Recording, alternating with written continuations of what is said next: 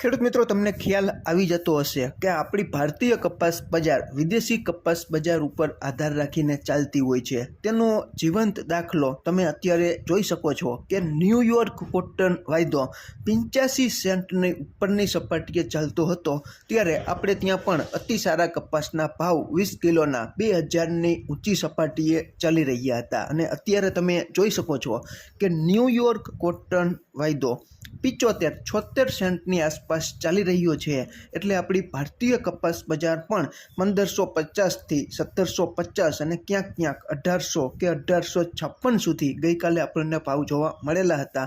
આવી રીતે વિદેશી રૂ કપાસ બજાર ઉપર ભારતીય રૂ કપાસ બજારનો પણ મોટા ભાગનો આધાર રહેલો છે। તે તમે ખુદ અત્યારે ન્યૂયોર્ક કોટન વાયદાને જોઈને કિયાસ લગાવી શકો છો।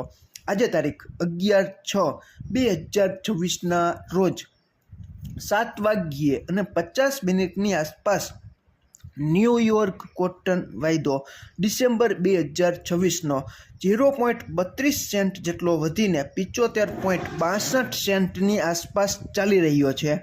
8 વાગ્યાની આસપાસ ક્રૂડ ઓઇલનો WTIનો વાયદો પણ $1.83 જેટલો વધીને $91.86, બ્રેન્ટ ઓઇલનો વાયદો પણ $1.62 જેટલો વધીને $94.72, ડોલર ઇન્ડેક્સ $0.016 જેટલો વધીને $99.950ની આસપાસ ચાલી રહ્યો છે।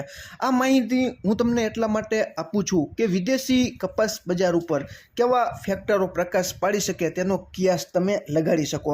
ડોલર ઇન્ડેક્સ ઘણો બધો મજબૂત થઈ ગયો છે।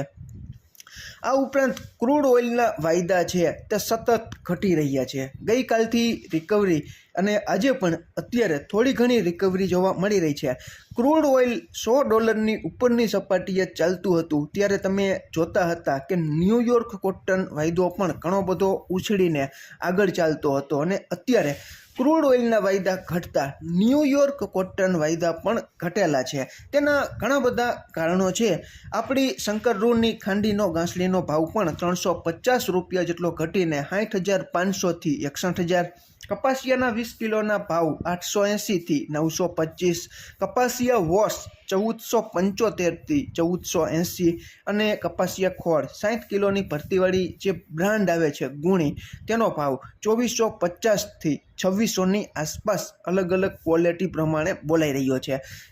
સમગ્ર ગુજરાતમાં કપાસના એવરેજ ભાવ 20 કિલોના 1550થી 1750 અને ક્યાંક 1800 કે 1856 સુધીની એન્ટ્રી પણ ગઈકાલે આપણને જોવા મળેલી હતી। તમારે ત્યાં ગામડે બેઠા કેવા ભાવ ચાલે છે તે તમે કોમેન્ટમાં જણાવજો, જેથી કરીને ખેડૂત મિત્રોને ખ્યાલ આવે કે કયા વિસ્તારમાં કેવા ભાવ છે તે ચાલી રહ્યા છે। અત્યારે એવું પણ જાણવા મળી રહ્યું છે કે ચીનમાં જે ટેક્સટાઇલ મિલો છે તે હાલમાં મેન્ટેનન્સ માટે બંધ હોય, શોર્ટ ટર્મ ડિમાન્ડ કદાચ ઘટી હોય અને ચીનના રૂ અને કોટન યાર્નના વાયદા પણ ઘટી રહ્યા છે। પણ ચીનમાં જુલાઈના અંતથી નવા રૂની આવક ચાલુ થવાની હોય, મિલો આગામી 1 કે 2 સપ્તાહમાં માર્કેટમાં રૂ ખરીદવા આવશે ત્યારે ચીનના રૂ અને કોટન યાર્ન વાયદા ઘટતા અટકશે તેવું પણ જાણકારો છે તેને લાગી રહ્યું છે। ખેડૂત મિત્રો, તમે જોઈ શકો છો કે વિશ્વ બજારમાં પણ ઘટાડાનો મંદીનો દોર છે તે મજબૂતીની સાથે આગળ વધી રહ્યો હોય તેવો માહોલ છે। તે અલગ અલગ દેશોના રૂના ભાવ છે ભારતીય માપ પ્રમાણે 356 કિલોની ખાંડીમાં કયા દેશના રૂના ભાવ ભારતીય રૂપિયામાં કેવા ચાલી રહ્યા છે તે પણ આપણે માહિતી છે તે મેળવી લઈએ। શંકર રૂની ગાંસડી તારીખ 8/6/2024ના રોજ 61,500 ભાવ હતો, તેમાં $500નો ઘટાડો થઈને 9/6/2026ના રોજ 61,000। ન્યૂયોર્કના જુલાઈ વાયદા પ્રમાણે 8/6/2026ના રોજ $55,041 ભાવ હતો, તેમાં પણ $1,827નો મોટો ઘટાડો થઈને 9/6/2026ના રોજ $53,214 ભાવ છે તે થઈ ગયો છે। ન્યૂયોર્કના ડિસેમ્બર વાયદા પ્રમાણે 8/6/2026ના રોજ $58,206 ભાવ હતો, તેમાં પણ $1,975નો ઘટાડો થઈને 9/6/2026ના રોજ 56,231 રૂપિયા ભાવ આપણને જાણવા મળી રહ્યો છે. ચીનના જુલાઈ વાયદા પ્રમાણે 8/6/2026ના રોજ 78,297 રૂપિયા ભાવ હતો. તેમાં પણ 604 રૂપિયાનો ઘટાડો થઈને 9/6/2026ના રોજ 77,603 રૂપિયા ભાવ થઈ ગયો છે. ચીનના સપ્ટેમ્બર વાયદા પ્રમાણે 8/6/2026ના રોજ 79,482 રૂપિયા ભાવ હતો. તેમાં 617 રૂપિયાનો ઘટાડો થઈને 9/6/2026ના રોજ 78,865 રૂપિયા ભાવ થઈ ગયો છે. બ્રાઝિલના રૂના ભાવ 8/6/2026ના રોજ 60,800 હતા. તેમાં 417 રૂપિયાનો ઘટાડો થઈને 9/6/2026ના રોજ 60,383 રૂપિયા ભાવ આપણને જાણવા મળી રહ્યો છે. તમે જોઈ શકો છો કે ભારતીય રૂની ઘાસડીના ભાવ ઘટાડા તરફી છે. અમેરિકા, ચીન અને બ્રાઝિલ આ બધા જ દેશના રૂના ભાવ છે તે અત્યારે ઘટાડા તરફી ચાલી રહ્યા છે.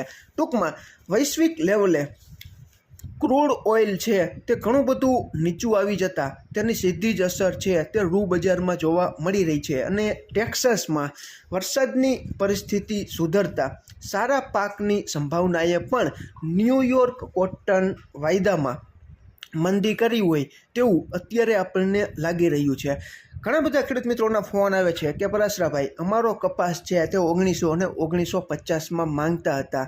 અમે ત્યારે 2000ની રાહમાં હતા એટલે અમે દીધો નહીં, તો હવે ભાવ વધશે કે ઘટશે?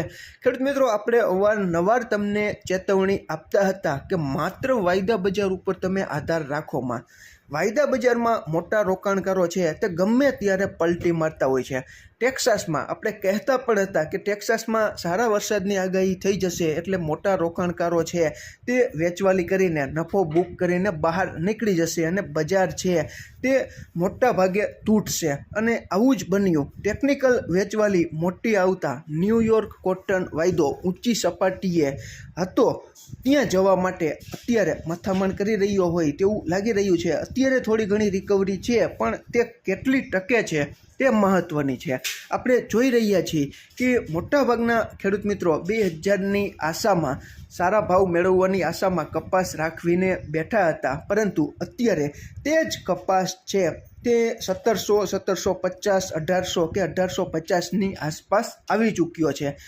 ખેડૂત મિત્રો, તમારે ત્યાં કપાસના કેવા ભાવ ચાલી રહ્યા છે અને આમાં ક્યાંય ભૂલ હોય અને તમારી પાસે નવી અપડેટ હોય તો ચોક્કસ તમે કોમેન્ટમાં અમારું ધ્યાન દોરી શકો છો. તમારે કપાસ રાખવો કે વેચી નાખવો તેનો સંપૂર્ણ નિર્ણય તમારા ખુદની આર્થિક નાણાકીય જોખમ સહન કરવાની શક્તિને ધ્યાનમાં રાખીને લઈ શકો છો. આભાર.